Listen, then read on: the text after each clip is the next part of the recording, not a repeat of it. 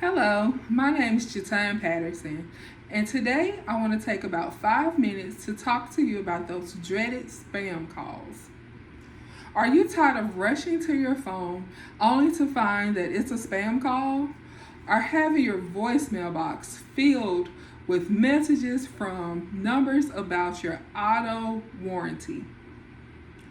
I recall checking my phone at the end of a work shift and I had 17 missed calls and 11 voice messages from numbers that were clearly spam calls.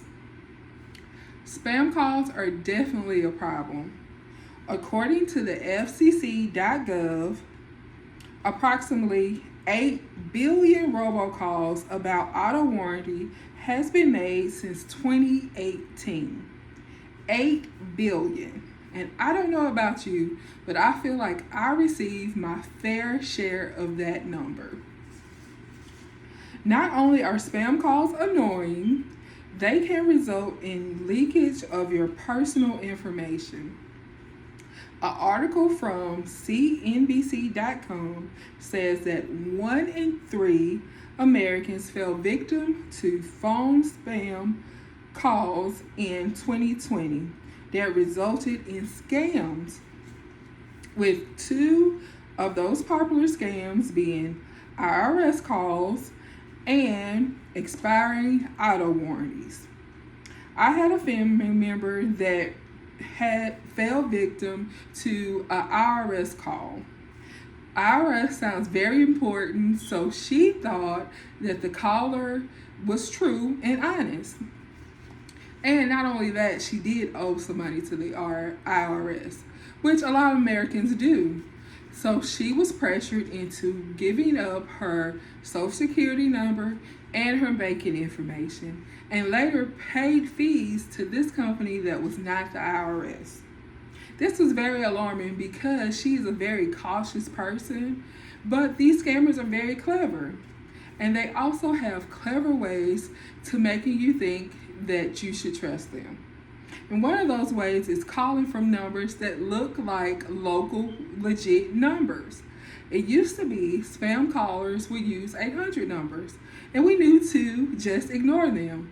But now the calls come from numbers that look just like yours and mine. And it's hard to differentiate between what's good, what's real, and what you should ignore. But it is something we can do about them. You can sign the petition supporting the FCC control of spam calls. The petition proposes that the FCC stop cell phone providers from sharing your personal number and shut down robocall companies. And the biggest one, enforce the do not call list. If the proposed solutions are adopted, it would make it illegal for spam companies to operate. Your phone numbers would remain private, and you would no longer receive those dreaded calls in the middle of the night or the middle of the day. And I know this seems like a big feat. You may think that petitions wouldn't work, but petitions have legal powers. A simple signature is part of our constitutional right that can evoke change.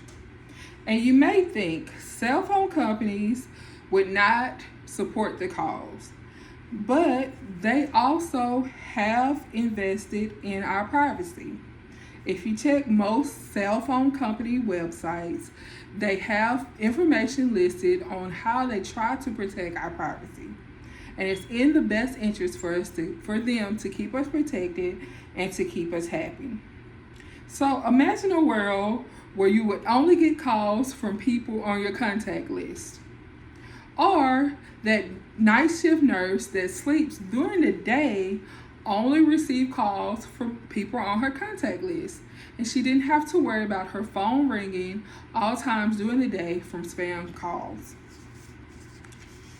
So I implore you to go to www.ncdoj.gov to sign the petition. Make sure to share their website with your family and friends And also add your numbers to the Do Not Call list at www.donotcall.gov. And also make sure you share that website with your family and friends. Let's do all we can to keep our numbers protected and stop the spam calls.